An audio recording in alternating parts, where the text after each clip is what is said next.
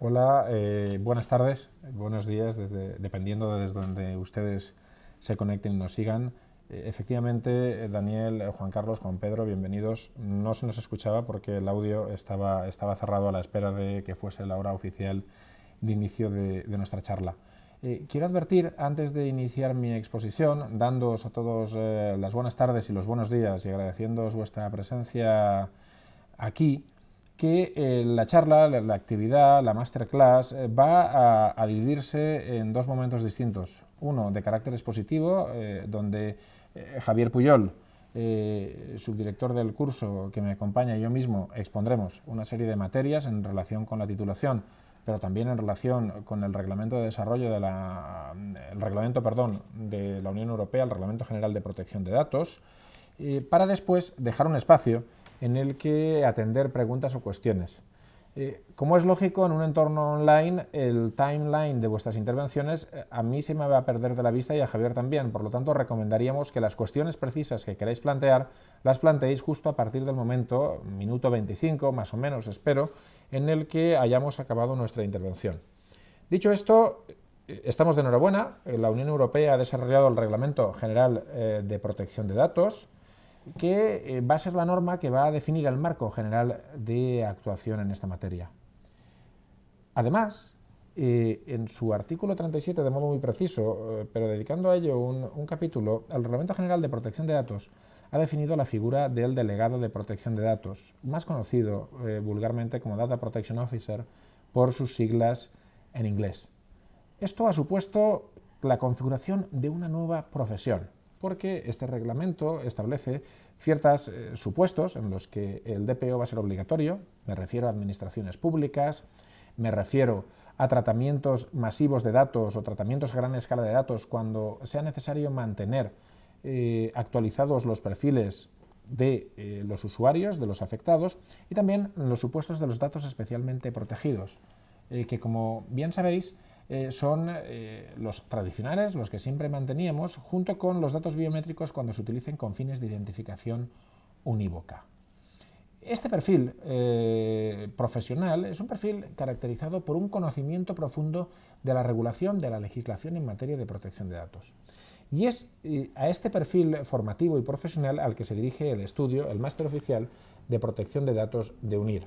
Subrayo la condición de oficial, es decir, es un máster anecado, autorizado por ANECA y, por tanto, habilitante para el ejercicio profesional. Esta es su primera característica. La segunda es haber apostado por una formación muy funcional respecto del reglamento. ¿En qué sentido? El reglamento está comenzando, de hecho, a ser criticado porque mantiene muchas habilitaciones en relación con la normativa interna. Nuestro título va a ser diseñado de modo que aprovechará lo que ya sabemos, por ejemplo, de consentimiento, lo actualmente vigente, para escalarlo a las exigencias del reglamento. Es decir, nuestros egresados van a tener un conocimiento profundo en materia de protección de datos, no solo en lo que atañe a las novedades de ese reglamento, sino a toda la experiencia acumulada en protección de datos en España, que debo decir que es mucha, puesto que nuestro país ha sido conocido como aquel que ha tenido la legislación más exigente en la materia.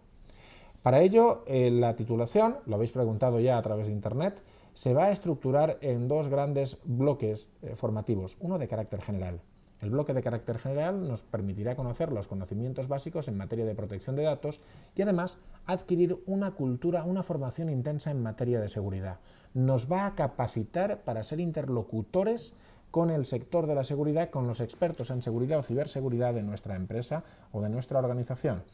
Y, en segundo lugar, el segundo bloque formativo va a atender a los aspectos específicos de la protección de datos, ficheros muy especializados, las últimas novedades, Big Data, derecho al olvido, y además va a incorporar un módulo específico dedicado a la gestión empresarial y la gestión de proyectos. Es decir, nos va a capacitar para ser capaces de actuar en entornos complejos, de interactuar con otros profesionales, dando ese perfil que el reglamento exige. Es decir, alguien que por una parte tenga un conocimiento profundo de la protección de datos, ello incluye la seguridad, junto con alguien que sea capaz de trabajar en estrategias de Privacy by Design o Privacy by Default, o Privacy Impact Assessment, y en general interactuar con el conjunto de la empresa.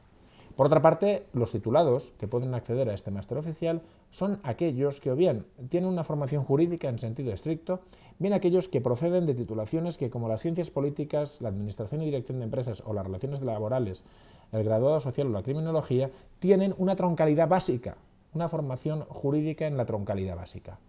Dicho esto, quiero presentar a mi interlocutor, Javier Puyol.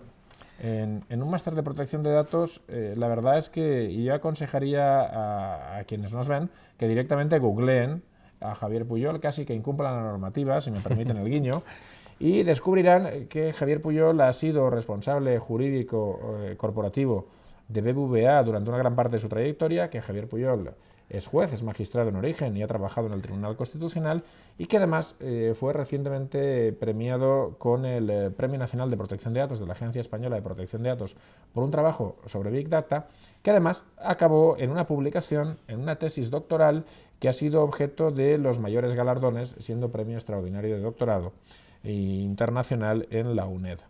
Por tanto, el perfil de nuestro acompañante es magnífico y es una subdirección de curso, la verdad, creo que deseable.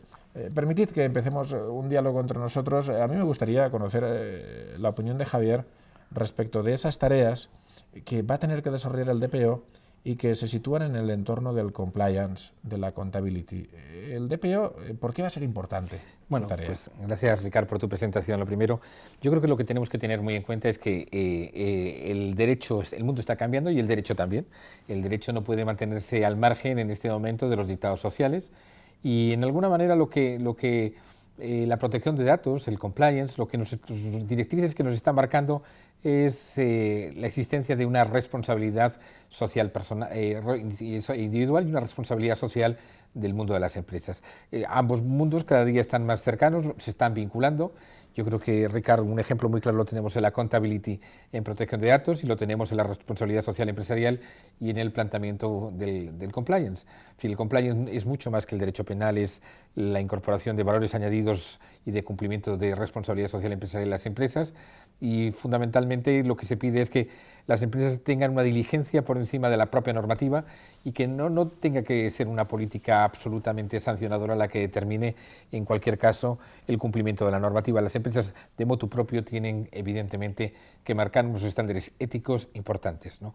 Esto, trasladado a la figura del DPO, pues evidentemente tiene un significado muy importante. El DPO va a ser una figura crucial porque va a ser en alguna forma aquel elemento independiente dentro de la empresa que va a tener que coordinar los mejores esfuerzos de cada compañía por adecuarse, por adaptarse a la normativa de protección de datos, que, como veremos, pues evidentemente es un derecho en construcción, es un derecho novedoso. Es importante el camino que tenemos andado ya en España a través de la Directiva 9546, a través de la LORTAT, a través de la Ley Orgánica 1599, pero en este momento se nos abre un mundo fascinante, un mundo apasionante, porque vamos a construir entre todos un nuevo derecho, un derecho que evidentemente tiene que ir mucho más allá de lo que hasta ahora ha supuesto la protección de datos. Desde un cierto punto de vista, y aprovechamos para atender algunas de las cuestiones que ya han sido preguntadas a través de Internet a lo largo de estos días, tenemos que interiorizar que la figura del delegado de protección de datos va a ser una figura que se va a proyectar de un modo esencial dentro de las organizaciones en muchos de sus aspectos. Una figura que seguramente no esté en legislaciones de personas que nos están escuchando al otro lado del mar y que expresamente lo han preguntado. Vamos a ver, en España ha habido delegados de protección de datos. Yo presido la Asociación Profesional Española de Privacidad, es decir, de expertos en protección de datos que en la práctica están operando como delegados de protección de datos, externos o internos, y que han existido incluso antes de que fuese obligatorio para dentro de 2 años. Es decir, una buena protección de datos exige un buen asesor en protección de datos y, por tanto, en la práctica lo que va a suceder es que incluso en países donde esta figura no sea obligatoria se van a encontrar con una situación muy concreta, y es que cuando el reglamento fija las obligaciones, no fija solo las obligaciones del responsable, sino también las del encargado. Por tanto, va a producirse un efecto extraterritorial de ese reglamento en todos aquellos países que, teniendo el estatuto de país seguro o queriendo tenerlos, es decir, pudiendo sus empresas trabajar como encargado de empresas europeas, van a necesitar, sin lugar a duda, desarrollar estrategias de cumplimiento normativo homogéneos con ese reglamento. Por tanto, la figura del DPO, Javier, yo creo que puede aparecer perfectamente en América sin ninguna duda. Tú tienes mucha razón en lo que dices. Yo creo que no hay más que ver, echar la vista atrás con relación a lo que ha sido la Ley 1599 y su impacto en el ámbito iberoamericano. En este momento el reglamento comunitario lo va a volver a ser, y la necesidad en este momento de que exista una cierta identidad jurídica en los flujos de datos, una cierta regulación homogénea, pues evidentemente va a abrir la puerta a que la figura del DPO sea una figura universal y no solamente del marco europeo, ¿no? Además, yo creo que ofrece, sobre todo a aquellas personas que en este momento tienen duda acerca de las oportunidades profesionales que les puede aportar el DPO, pues yo creo que es una magnífica ocasión, puesto que en este momento, si tenemos en cuenta pues lo que tú decías antes, ¿no? Que prácticamente muchas empresas ya tienen DPOs, la DPO no es una figura estrictamente nueva, pero fundamentalmente han sido las grandes empresas. En este momento hay un movimiento, vamos a encontrarnos un movimiento muy importante de muchas empresas, de muchas medianas empresas que no han tenido hasta ahora esta figura y que van a tener que contar, con lo cual va a haber una gran demanda profesional de DPOs en un futuro relativamente cercano al tiempo, ¿no? Tenemos 2 años para adaptarnos a la nueva normativa, con lo cual es un elemento importante. Por otra parte, y acotaremos algún detalle, Javier, las personas que nos están viendo y escuchando al otro lado de la pantalla se preguntan legítimamente, bueno, ¿y qué voy a hacer como DPO? Es decir, no solo dónde va a ser necesario, sino qué voy a hacer. La verdad es que la complejidad de la norma nos plantea un escenario apasionante. Permítanme una confesión. La confesión no es banal. Trataré de explicarles por qué me he dedicado yo a la protección de datos. Y la respuesta de por qué me he dedicado yo a la protección de datos, por extraño que parezca, es porque es muy divertido. El derecho a la protección de datos se proyecta sobre cualquier modelo de gestión pública o privada que trate datos de carácter personal. Esto en la práctica significa que una persona que ejerce sus tareas en el ámbito de la protección de datos, con bastante probabilidad va a transitar en muchos caminos distintos en el mundo del derecho. Porque no es lo mismo la protección de datos en salud, en sanidad, y para alguien que nos lo ha preguntado ya, sí, el Data Protection Officer, el delegado de protección de datos, obviamente va a ser obligatorio en el sector hospitalario, en sanidad. Decidirán las compañías si van a tener uno o más de un delegado, pero yo intuyo que por razones de volumen y de trabajo es altamente probable que no exista un solo gran hospital que no tenga un delegado. Es fundamental, además, teniendo en cuenta la especial problemática que presenta el mundo de la sanidad, que hay que tener una especial sensibilidad con los datos de los pacientes. Claro, pues además, este es un ejemplo, pero de repente hay una protección de datos en la banca, hay una protección de datos en las telecomunicaciones, en el comercio electrónico, es decir, lo primero que va a hacer un futuro delegado de protección de datos, especialmente cuando como externo, si su servicio es externo, digámoslo así, vaya de flor en flor, es decir, trabaje para muchas compañías distintas. Este tema que tú planteas, habría cauces profesionales diferentes, porque claro, un DPO puede estar adscrito única y exclusivamente por una relación laboral a una empresa, pero nos podemos encontrar también que un DPO sea un profesional que tenga su propio gabinete y que preste los servicios profesionales de DPO a un número singular de empresas diferentes, y eso la verdad es que yo creo que abre cauces profesionales distintos, son expectativas muy parecidas al compliance officer, pero que verdaderamente pues, va a establecer nuevas salidas profesionales. Por tanto, caemos o concluimos o estamos de acuerdo en que va a ser divertido y en que, como alguien en pantalla apunta, nos situamos en un territorio en el que además manejamos conceptos ya de carácter global. Bien, aquí hablamos del derecho fundamental a la protección de datos. En América hablamos de habeas data. En Estados Unidos hablamos de informational privacy. Y todos esos aspectos, al menos en el tema 1, en esta materia, van a ser abordados en el máster. Pero vayamos allá y después atenderemos a los comentarios sobre una clínica dental de barrio que estoy viendo en pantalla. Sí. Ese DPO va a tener que ser capaz de ayudar a la empresa en momentos y a la administración en momentos cruciales. ¿En qué momentos? Para empezar, desde el minuto cero. Cada vez que alguien decida un nuevo proceso, un procedimiento, uno administrativo, sin ir más lejos, diseñe un sistema de información, establezca un sistema de gestión, el reglamento dice, usted se tiene que parar a pensar y tiene que diseñar todo eso pensando en la llamada protección de datos desde el diseño y por defecto. Por tanto, usted, para empezar, no puede hacer nada si no se ha parado a pensar en esa cuestión. Desde luego, si usted tiene la necesidad obligatoria de contar con un delegado de protección de datos, ya sabe a quién preguntar. Pero ¿y si no? Si no, usted seguramente tendría que plantearse muy seriamente, aunque no esté obligado, el acudir a ese experto. Por tanto, todavía a día de hoy no sabemos si una clínica dental de barrio va a estar obligada a tener un DPO. Pero ya les adelanto algo, lo va a necesitar. Sin duda, porque en este momento lo que hace el reglamento es deposita mucha más responsabilidad sobre el propio responsable del tratamiento, es decir, hay menos normas tasadas, deja más la iniciativa privada, deja más el autogobierno, con lo cual cada responsable va a tener que implementar aquellas medidas técnicas, organizativas, aquellas medidas de seguridad en definitiva que necesiten las características de su tratamiento. Y un elemento muy importante también que va a desempeñar el DPO, Ricard, es el tema de formación. Yo creo que es un tema que no es un tema baladí dentro de las empresas, es decir, el DPO, con independencia del asesoramiento necesario en materia de la organización que tiene que tener cualquier empresa con relación a todos los tratamientos que tienen que desenvolver, tiene también que preocuparse de una manera especial con el tema de la formación de los empleados. Los empleados no basta en protección de datos que la cúpula de la empresa esté concienciada en que debe cumplir la normativa, sino que además tiene que transmitir a lo largo de toda la organización los principios y los valores que lleva consigo la protección de datos y que son fundamentales. Si no, poco importa lo que piense la directiva, lo que importa al final es cómo funcione el orden que tenga la concienciación, la sensibilidad que tenga la organización en esta materia. Hay un segundo elemento dentro de estas tareas del DPO, enlazando con las cuestiones de formación, y que tiene que ver con el diseño y con la cultura de la propia organización. Y es que, claro, por una parte nos desaparece el registro de ficheros de la Agencia Española, pero de repente aparece un registro de los tratamientos a nivel interno, del que están exentas más de una pyme y más de dos, pero va a existir un registro de los tratamientos.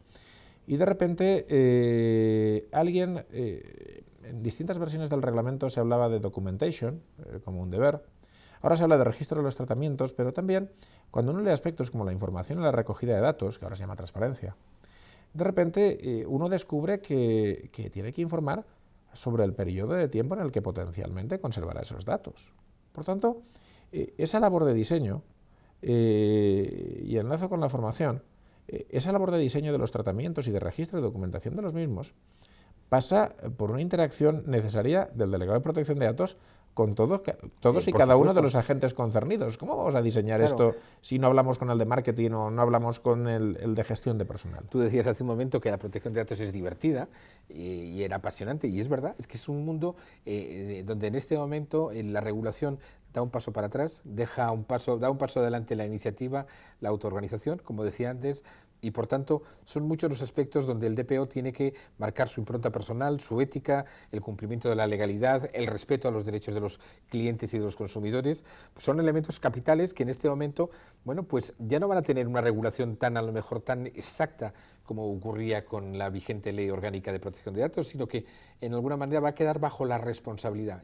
Yo en alguna intervención he dicho ya que estamos pasando de un régimen de responsabilidad objetiva a un régimen de responsabilidad subjetiva en materia de protección de datos, en el sentido de que en este momento los comportamientos individuales pesan, y pesan porque no tenemos el parámetro ya de una ley o no tenemos el marco concreto de unas obligaciones tasadas, sino que en este momento las obligaciones tasadas han de ser asumidas por cada responsable del tratamiento, ¿no? De ahí lo apasionante de la posición del DPO, porque es quien tiene que regular el tráfico, la circulación en el cumplimiento normativo en materia de protección de datos dentro de cada una de las empresas. Claro, y además podemos seguir dando un saltito en el nivel de complejidad para que nuestra audiencia adquiera conciencia de la importancia de la figura y de las exigencias de este nuevo reglamento.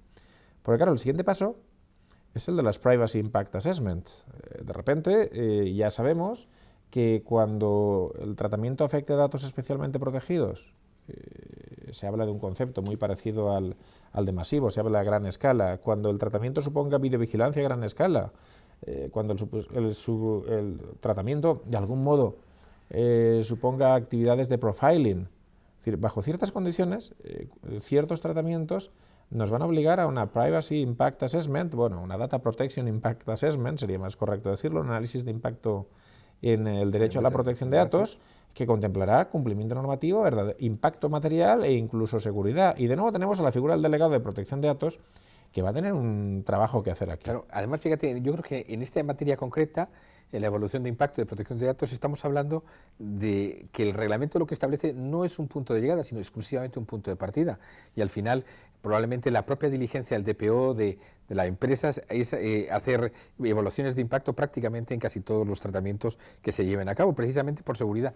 Tú antes hablabas de un elemento nuevo que es la exigencia de documentación y acreditar los procesos, el registro interno que sustituye ese registro externo de las bases de datos que hasta ahora era de obligatorio cumplimiento, ¿no? Bueno, eso es una labor fundamental, es decir, no solamente hay que cumplir la normativa, sino que hay que acreditar que se tiene que cumplir la normativa. En la evaluación de impacto es un ejemplo muy claro de que se han evaluado adecuadamente los riesgos de ese tratamiento precisamente para salvaguardar, para garantizar los derechos de todas las personas afectadas como consecuencia del tratamiento que se quiere implementar, ¿no? Entonces, yo creo que es importante darse cuenta de que aquí hay una labor que parte del reglamento, pero que es una labor que supera con creces la propia normativa del reglamento, toda vez que es imprescindible, es necesario llevar a cabo pues, un cumplimiento pues, responsable, ético, en materia de protección de datos. Y eso, evidentemente, va a recaer, yo creo que en gran medida, sobre la figura del DPO, que tendrá que asumir esos retos profesionales. Por otra parte, seguimos escalando, es decir, porque yo quiero que quede a nuestra audiencia de modo claro, de alguna manera, qué supone, qué trae de novedoso el reglamento, pero siempre vinculándolo con la tarea de quienes tenemos que asesorar en su implementación. De repente, otra de las grandes novedades del reglamento son los derechos. Por una parte, porque aparece un llamado derecho a la portabilidad, porque se regula el derecho al olvido, aunque permítanme la audiencia decirles que aquí no hay grandes novedades, es decir, es todo lo que ya sabíamos sin mayores novedades, pero el derecho a la portabilidad en cambio sí que es significativo, e incluso aparece un derecho de bloqueo inspirado en el reglamento comunitario preexistente para la Unión Europea, es decir, para las instituciones, que a diferencia del bloqueo en la regulación española actual, más que un bloqueo automático, es un bloqueo a petición de usuario cuando desea que los datos queden bloqueados, aunque no se utiliza este término, para la garantía de sus derechos. Se produzca una congelación en el tratamiento. Pues bien, ¿quién va a ser el piloto de toda esta materia? Es decir, ¿quién va a tener que estar atento a garantizar los derechos de los ciudadanos? ¿Y quién va a ser el interpelado y el que deberá actuar materialmente en este aspecto? Pues de nuevo el delegado de protección de datos. Si uno de los máximos planteamientos del reglamento es fundamentalmente empoderar al ciudadano del control de sus datos de carácter personal, atribuirle de nuevo el control de esos datos que en alguna manera, pues aparentemente con la Directiva 9546 y con la Ley Orgánica Española, bueno, pues se había perdido. En este momento la voluntad del legislador comunitario es que el ciudadano recupere en alguna manera el control de sus datos, que sepa con transparencia, que tenga el control absoluto de quién, dónde y cuándo, cómo se están tratando sus datos de carácter personal. Bueno, y una de estas manifestaciones obviamente es el ejercicio de los derechos. El ejercicio de los derechos necesita pues una persona con sensibilidad, con conocimiento, con dominio de la materia, que sepa en cada momento, bueno, pues tutelar adecuadamente los derechos legítimos de los ciudadanos cuando recurren a las empresas para conocer esas circunstancias con relación al tratamiento de datos de carácter personal cuando sus datos están verdaderamente afectados en este tratamiento, ¿no? Y yo, para acabar con las novedades reglamentarias, aunque podríamos plantear muchas, es decir, podríamos plantear las competencias que asumen las autoridades, podríamos plantear la existencia de un Comité Europeo de Protección de Datos que tiene que tener un mecanismo de concertación de las opiniones, de modo que haya tanto mecanismos de cooperación como mecanismos de configuración de opiniones conjuntas aplicables a todos los países. De coherencia. De coherencia, el famoso mecanismo de coherencia. Podríamos hablar de las autorizaciones previas que derivan en el caso tanto de las transferencias internacionales como en el caso de PIAs, de Privacy Impact Assessments, que obliguen a una autorización previa específica por parte de las autoridades de protección de datos. Podríamos hablar de la ventanilla única, de ese procedimiento que se augura particularmente complicado para la tutela de los derechos.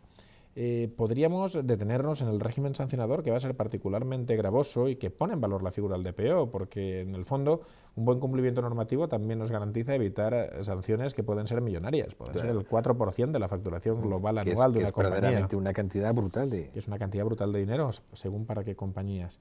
Todo ese escenario define un marco regulador particularmente complicado y que nos obliga a ofrecer desde UNIR una formación evidentemente de calidad y orientada a esta materia. Y ya habíamos dicho que a partir del minuto 25 o 30 empezaríamos a atender preguntas y yo ya he ido observando algunas de ellas. En concreto hay dos que quisiera atender antes de pasarle alguna que otra de las que tenemos también por escrito a Javier. No obstante, sepan ustedes que la veda está abierta, que ya pueden ir escribiendo y haciendo planteamientos al respecto. Bien, se ha hablado en varias intervenciones en el debate que se está produciendo online del intrusismo profesional y de la figura del delegado de protección de datos. Bien, yo les voy a trasladar la perspectiva actual en España, por una parte, y por otra parte la perspectiva futura de en qué se está trabajando. La perspectiva actual en España es que hay profesiones, entre comillas, no reguladas, y eso genera la presencia de sujetos, y no lo digo con ninguna segunda intención, no tiene nada de valorativo la expresión sujeto en este caso, que prestan sus servicios en régimen de libre competencia y sin acreditar formación alguna. De hecho, el sector ha tenido que padecer incluso entidades, aparentemente sin ánimo de lucro, que han formado expertos con cursillos de 48 horas. Bien, ¿qué ofrece en este territorio o en este ámbito una titulación universitaria oficial aprobada por una organización independiente, por una agencia independiente, la Agencia Nacional de Calidad, la ANECA? Lo que ofrece una titulación oficial es un marco de competencias muy específico, muy claro, muy preciso y, como dice la expresión, oficial. Esto es, no todas las universidades ofrecen títulos oficiales, es muy complicado obtener la habilitación para prestar este tipo de servicios, este tipo de titulaciones, y el mercado, desde luego, identifica a un titulado oficial como un sujeto confiable, es decir, como alguien que al menos tiene las competencias y sabe aquello de lo que habla. Y complementariamente existen también certificaciones privadas. En el caso de UNIR existe en su caso un convenio con la Asociación Profesional Española de Privacidad que cuenta con una certificación de carácter privado. Hay que ser serio y hay que decirle a quien nos ve que una certificación de una entidad privada no es más que eso, una certificación de una entidad privada. No obstante, una certificación de una entidad privada puede aportar valor añadido. En concreto, en el caso de APEP, yo les recomiendo a ustedes, ya que lo han preguntado a través del sistema online, que verifiquen en el apartado de certificación de APEP cuáles son las condiciones de su certificación. Yo les puedo adelantar que se basa en la garantía de un comité de expertos autorizados independientes que validan la certificación y en un modelo de certificación y de acreditación de conocimiento basado en la existencia también de evaluadores independientes y no controlados, por decirse así, desde los órganos de dirección de la asociación. Por tanto, ningún órgano directivo de la asociación interfiere en el proceso de la certificación en el sentido de controlar, favorecer o decidir nada de carácter técnico y certificador. De algún modo, la certificación responde a ciertos estándares de calidad y además, en el caso de la concurrencia a partir de la experiencia, exige que se cuente con una titulación previa, reconociéndose como tales ciertas titulaciones universitarias como la presente. A la pregunta específica de si se va a impulsar un registro de DPOs desde la asociación, pues miren, les habla un presidente saliente, esto tendrán que preguntárselo al presidente de la Junta en Trento, pero sí hay un acuerdo común entre todos los asociados de APEP. Los asociados de la Asociación Profesional Española de Privacidad han empoderado a su Junta, a la actual y a la futura, para que trabaje duro a efectos de que las autoridades públicas reconozcan la figura del DPO, la impulsen normativamente y, por supuesto, establezcan estándares de calidad controlados que impidan el intrusismo, que impidan esa LOPD coste cero que todos hemos sufrido con anterioridad. Dicho esto, Javier, alguien, por ejemplo, nos pregunta por escrito, adelantemos algunas de las preguntas por escrito. Por ejemplo, nos preguntan si el DPO sustituye, por ejemplo, al responsable de la seguridad.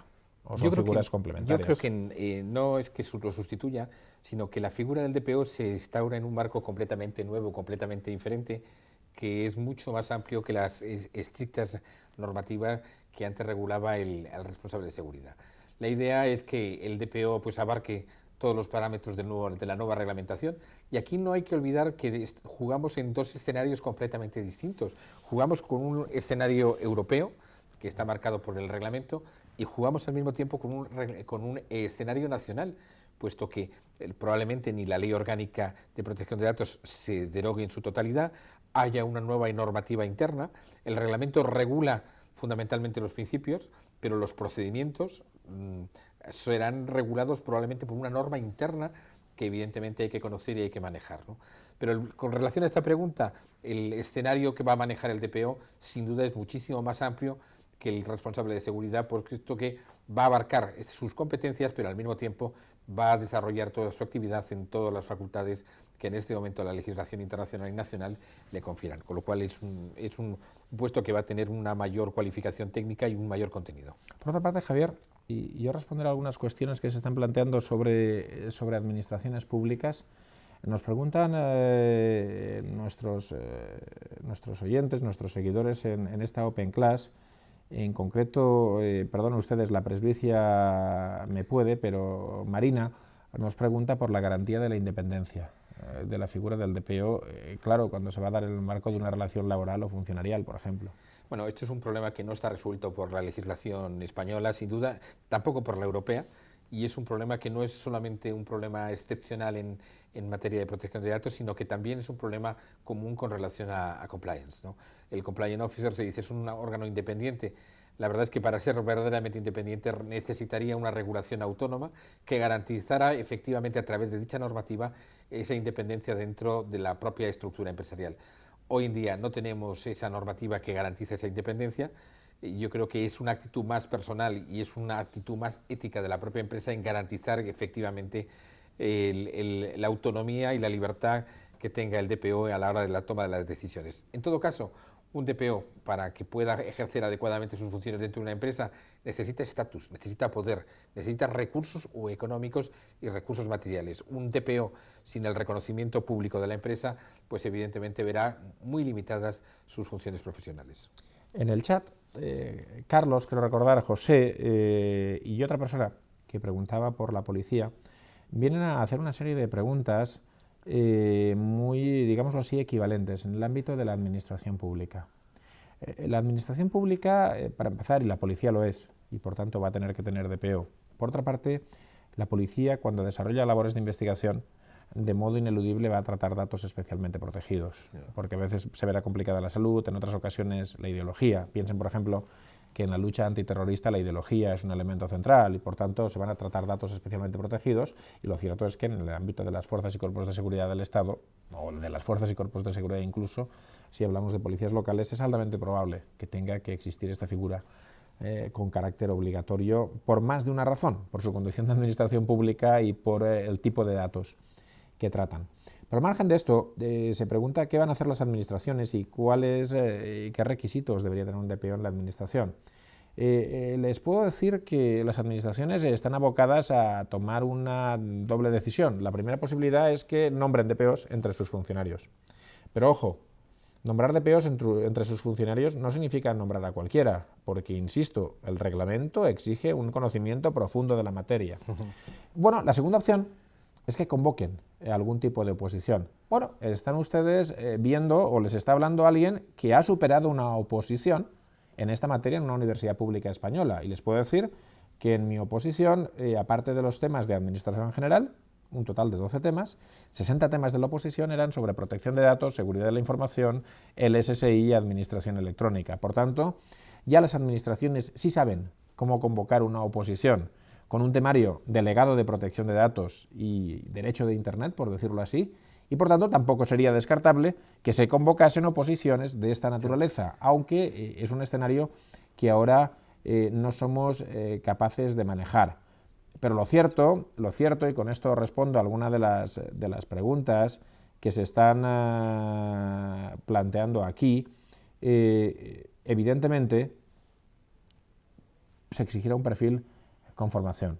Esa formación podrá ser jurídica. Va a haber un debate, es indudable, va a haber un debate respecto de si hay que ser abogado o no para esto. Como pueden ver, el título está abierto a personas que tengan formación jurídica. Así lo estableció ANECA, pero no necesariamente a abogados. En cualquier caso, las exigencias normativas internas de las titulaciones en España, a día de hoy, nos exigían este perfil. En la práctica es probable que veamos una realidad variopinta. Con el delegado de protección de datos va a ocurrir algo muy particular que ha ocurrido con otras profesiones.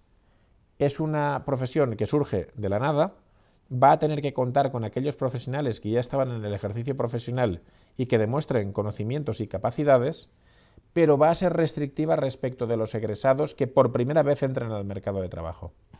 Es decir, es probable, Javier, no sé qué opinas, que una persona pueda ser DPO porque lo ha sido hace 10 años. Tenemos que buscar paralelismos, pues, insisto con el tema, por ejemplo, del compliance officer.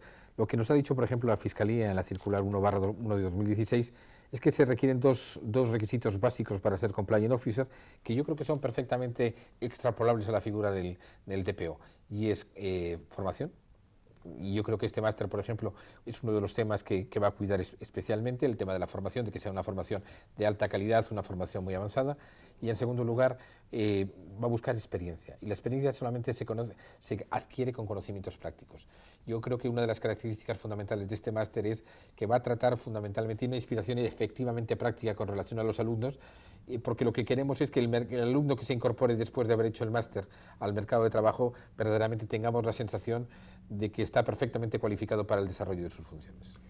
Yo aconsejo a quienes nos están visionando que escriban ya preguntas, porque estamos en el margen de tiempo razonable de... He visto una pregunta de Tamara sobre las responsabilidades del DPO, y es una pregunta interesante, Ricard, porque yo creo que una de las cosas que afortunadamente el legislador europeo ha tenido la inteligencia es de salvar la responsabilidad del DPO. El DPO puede tener responsabilidad, evidentemente, por una negligencia o una actitud dolosa en sus funciones, pero una cosa curiosa que llama la atención en el análisis del estatuto jurídico del DPO es la incapacidad de ser represaliado por sus decisiones por parte de la empresa.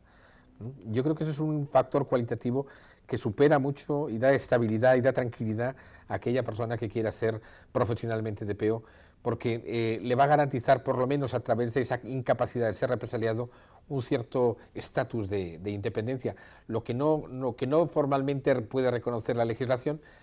Por la vía, de hecho, se reconoce a través de esta incapacidad de ser represaliado. Me parece que es un tema importante. Sí, y hay que decirle a Marina que desaparece la figura del mandato temporal. Es decir, en la versión definitiva del reglamento no se establece un mandato límite para un DPO.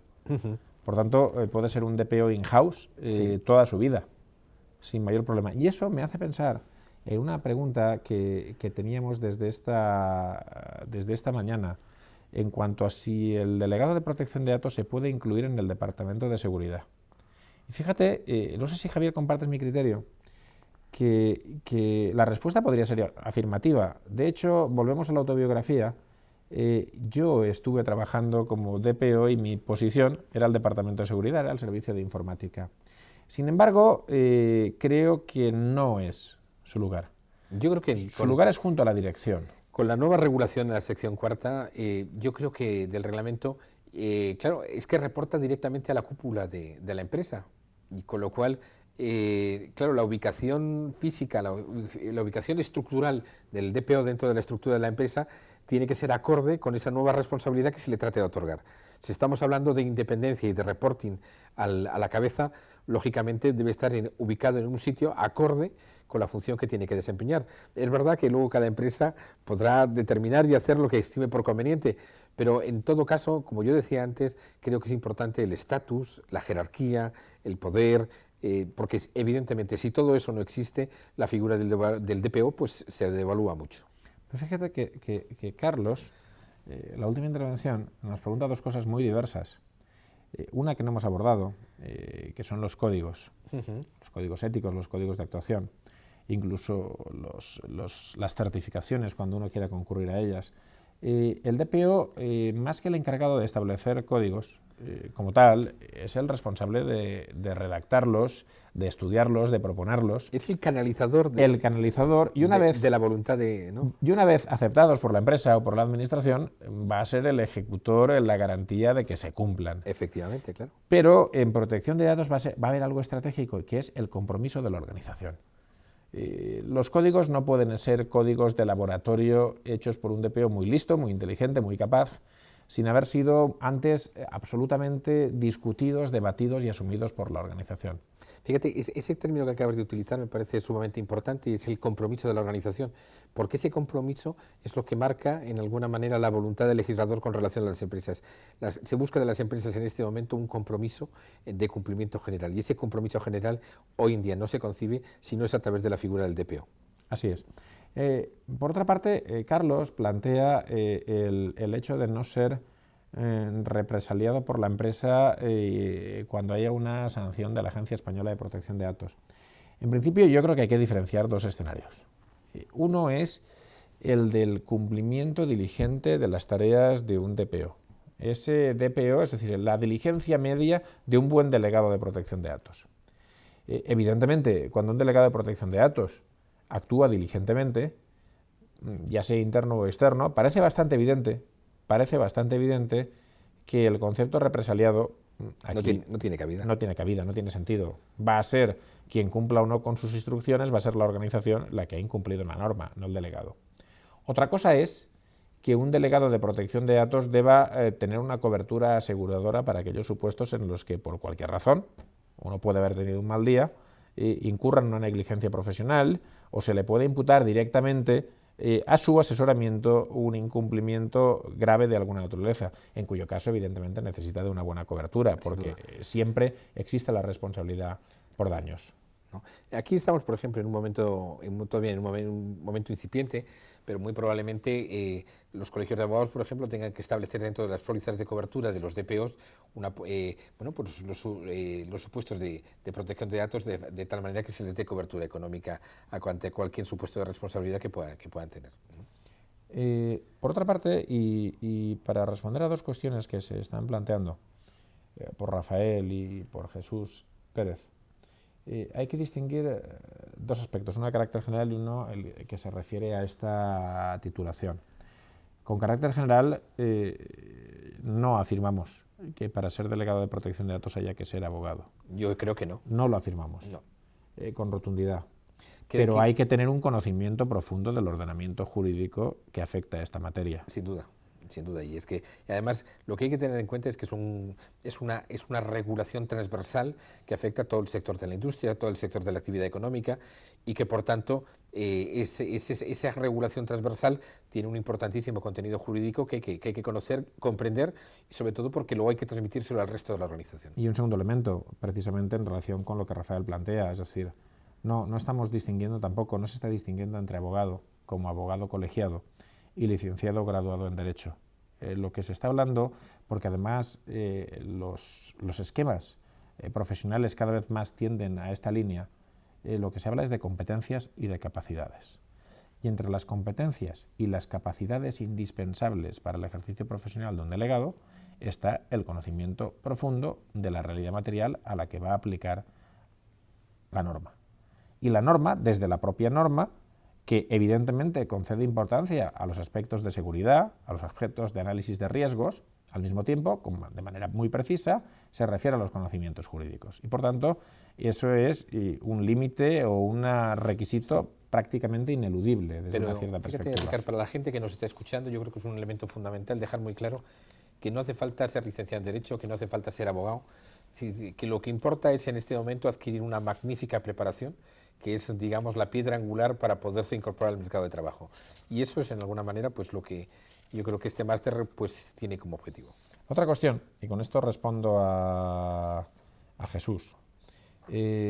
Podrás encontrar en la página web y en el servicio de atención del máster cuáles son los requisitos de acceso. En principio, los requisitos de acceso a este máster en concreto son ser graduado o licenciado en Derecho, estar en posesión de un título superior de grado, diplomatura o licenciatura cuya troncalidad obligue a recibir formación jurídica básica como Ciencias Políticas, Derecho de la Administración, Dirección de Empresas, Relaciones Laborales, Graduado Social y Criminología, y haber estudiado cursos de posgrado en materias afines como Derecho de las Telecomunicaciones o aspectos jurídicos del comercio electrónico. Además, se establece también la posibilidad de haber cursado estudios de posgrado relacionados con la seguridad de la información que necesariamente deban haber incorporado como formación obligatoria materias de introducción al derecho y derecho sectorial.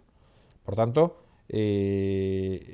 un ingeniero informático y máster en seguridad informática, si en sus estudios incorporó dentro de la troncalidad los aspectos básicos jurídicos en la materia, seguramente reuniría los requisitos. Sin embargo, esto es una masterclass, somos los profesores, no somos los gestores del curso. Te recomiendo que te dirijas específicamente a los gestores del curso para que te atiendan en esta consulta específica. Dicho esto, debemos ir ya finalizando. Ha sido un placer poder estar aquí hoy con vosotros en la distancia, poder interactuar también a través del chat. Esperamos haber podido atender vuestras dudas y consultas y haber contribuido a un mejor conocimiento de la figura del delegado de protección de datos y de los retos que supone el Reglamento de Protección de Datos General de Protección de Datos de la Unión Europea en esta materia. Solo quiero acabar con dos cosas muy breves. La primera, agradecer a Javier su presencia hoy aquí conmigo. Ha sido un placer estar contigo y con todos ustedes en esta masterclass. En este esfuerzo. Y la segunda es una cuestión de reflexión personal. Para ser DPO, para ser delegado de protección de datos, para introducirse en este sector profesional, es fundamental entender que los próximos 2 años son 2 años de una carrera de fondo. Es decir, vamos a encontrar muchas posibilidades en público, en el sector, de quienes nos van a proponer una formación acelerada de una semana y nos van a vender seguramente mucho humo. Perdonen que sea tan crudo. La formación para el DPO tiene que ser una formación sólida. Tiene que ser una formación basada en un conocimiento profundo. Y hay tiempo. Tenemos 2 años por delante. Sin duda, y esta es una materia que hace unos años, bueno, pues estaba poco consolidada. Hoy en día es si vemos simplemente la cantidad de resoluciones de la Agencia Española de Protección de Datos, la cantidad de normativa, nos damos cuenta de que es un derecho consolidado, que es un derecho sólido, pero que plantea una casuística muy amplia, muy generosa. Desde luego, las perspectivas de futuro es que estamos en presencia de un derecho en construcción, que es un derecho que no tiene techo, que tiene unas ofertas personales y profesionales verdaderamente amplias y que es una magnífica oportunidad de dedicarse a ser TPO profesional, puesto que, según los datos que obran públicamente, pues probablemente estaremos hablando entre 1.500 y 2.000 DPOs a corto plazo como consecuencia de la necesidad de incorporar las empresas a este tipo de profesional que va a ser repito, que va a ser una profesión enormemente demandada. Pues en fin, gracias Javier, gracias a ustedes por estar ahí al otro lado, ya sea ahora en directo o después en diferido, y gracias desde luego a los compañeros del equipo técnico que han hecho posible esta masterclass y que nos han ayudado, aunque ustedes no lo vean, con notas, señas e informaciones básicas a través del sistema. Muchas gracias a todos. Gracias.